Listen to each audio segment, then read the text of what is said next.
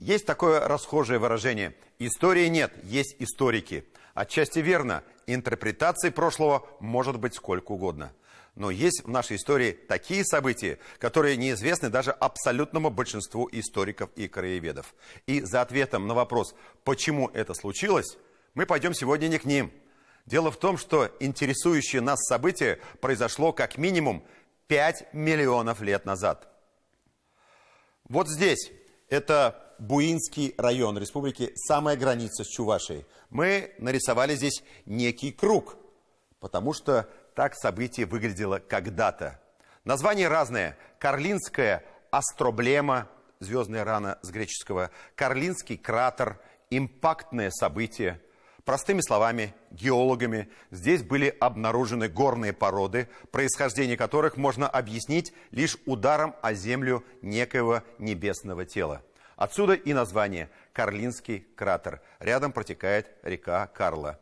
До недавнего времени теория с падением астероида была не единственной. Равноправной была теория тектонических сдвигов на планете. Но не так давно, в 2019 году, наконец, появились первые доказательства космической теории. Ученые из КФУ совместно с коллегами из Москвы и из Франции провели исследования и пришли к однозначным выводам. Без пришельцев из космоса тут не обошлось. Рядовому обывателю это сложно доказать. На месте падения астероида не осталось никаких следов. Местность, на первый взгляд, совсем не похожа на кратер. Но такими объектами могут похвастаться лишь несколько регионов России. Об этом Михаил Любимов.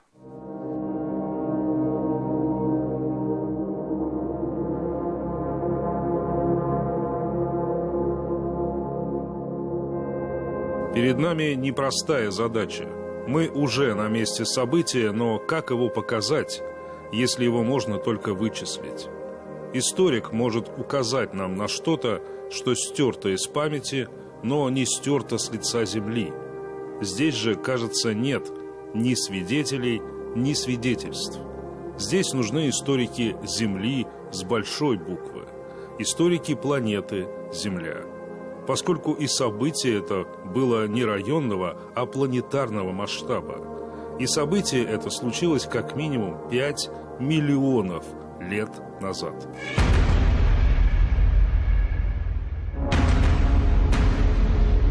Астероид размером с Казанский Кремль, от 500 метров до километра. Вот он, наш главный герой. Оговоримся сразу, он и его размеры, в которые сложно поверить, лишь версия, но версия научная. Мы рассматриваем его слишком долго. У обитателей Земли тех времен не было столько времени.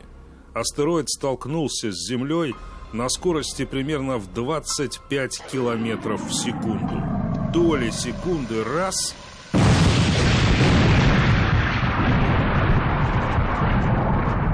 И все кончено. И вот что было дальше — загадка. Тайна, покрытая мраком. Разумеется, апокалипсис. Несколько тысяч Хиросим. Мы знаем, как выглядят кратеры тех далеких событий. И мы не находим ничего такого в этих местах. Хотя место, на которое мы смотрим, даже называется так – Карлинский кратер. По имени речки Карла, которая здесь протекает. Никаких следов. Неудивительно, что лишь некоторые из жителей, например, села Протопопово, живущих по сути на дне этого кратера, интересуются событиями, которые, кажется, не оставили никакого следа в истории родного края. В нашей местности какие достопримечательности имеются? Лес наш? Хорошо, неплохо. Памятник воинам Великой Отечественной войны? Прекрасно. Все это прекрасно, но главное вы не называете. Еще какие достопримечательности есть у нас? Карлинский, метеоритный, кратер. Что вы знаете о нем? Он упал. Учитель географии Андрей Дмитриевич Андреев, любитель древней летописи Земли, вряд ли когда-либо сможет заинтересовать этой темой молодежь, быстро теряющую интерес к событиям, произошедшим вчера. Даже ему самому еще недавно нужен был толчок прямиком из космоса. Ну, этой темой я занимаюсь с 2013 года, после падения Чебаркульского метеорита на Урале. И эта тема заинтересовала Значит, волны и сюда дошли от него. Ну, естественно.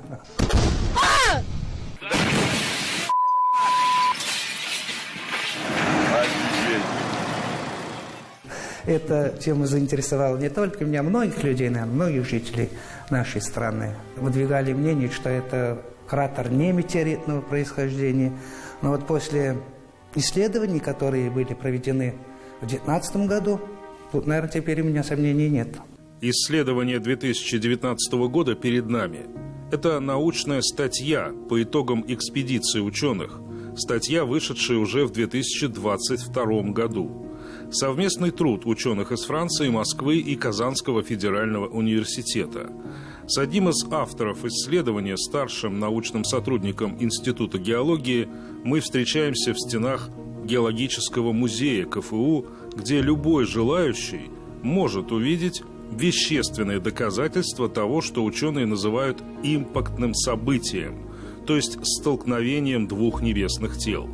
Это не куски метеорита, но это единственные очевидцы тех событий. Самое неопровержимое доказательство того, что это падение метеорита, да, это то, что мы нашли конусы сотрясения. И они образуются только при падении космических объектов. Ну и вот то, что у вас в руках тоже, да? Да, это порода Брейкчи, она сформировалась в процессе из-за падения космического объекта. То есть мы видим, здесь есть породы, на которые, так скажем, упал объект, да? Небольшие вкрапления. Да, небольшие вкрапления, это как раз-таки породы, разрушенные падением метеорита. И потом все это цементировалось, и все, что вокруг, которое склеивает, так скажем, наши маленькие частички, это уже карбонатный цемент. И действительно, по тем данным, которые у нас на данный момент имеются, мы можем сказать с уверенностью, что это импактная структура, то есть это было падение какого-то космического объекта. Согласно научной статье, событие это случилось от 4 до 60 миллионов лет назад. Наиболее вероятен поздний миоцен. Это одна из эпох неогенового периода, то есть около 5 миллионов лет назад. Это был хит сезона. Однозначно, самое заметное событие в истории нашего края. Ориентировочный диаметр кратера, приведенный в статье, 10 километров. Отсюда и возможный размер самого астероида до километра. Ученые скрупулезнейшим образом изучили горные породы местности. Вот это разноцветие пород, простым языком говоря, неестественно. Геология аномальна. Породы мелового, юрского, пермского периодов в повалку, вперемешку и совсем не на своих местах. В центре этой космической свалки характерно именно для кратеров центральное поднятие. Пирамидальный выступ в центре условного круга, где также обнаружены конусы сотрясения. Все это, повторяем, сложно увидеть сегодня на местности. Да и из космоса тоже. Планета неплохо зализывает раны.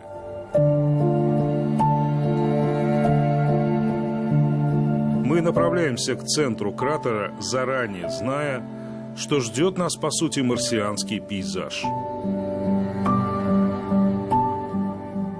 Ничем не примечательная местность.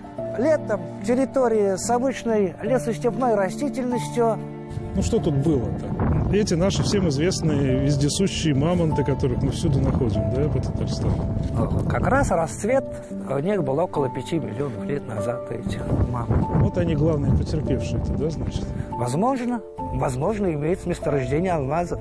Но это же не вот так вот идешь, бах, пнул, а не алмаз ли это, да? Это, конечно, очень глубоко. Нет, это глубоко. Я же вам говорю, что вот этот разлом, он может находиться на глубине 2 километров.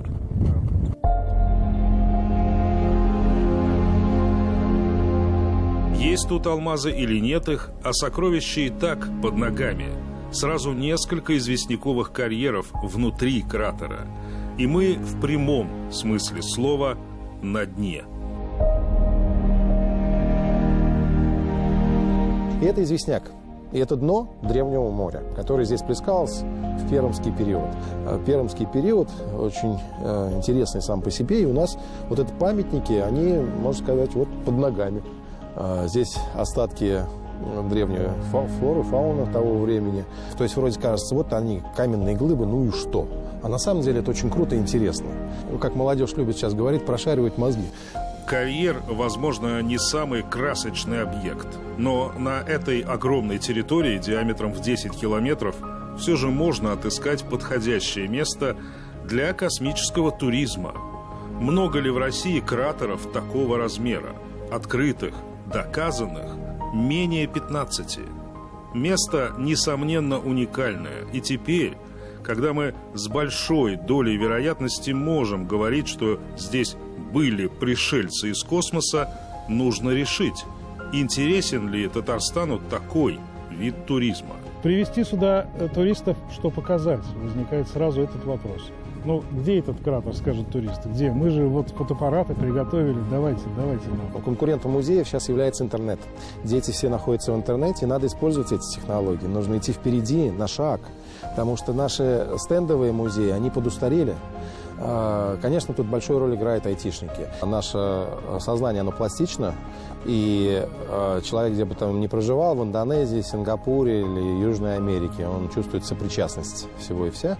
Поэтому история Земли, палео, она все больше и больше людей интересует. Михаил Любимов и Дмитрий Шлемин. 7 дней.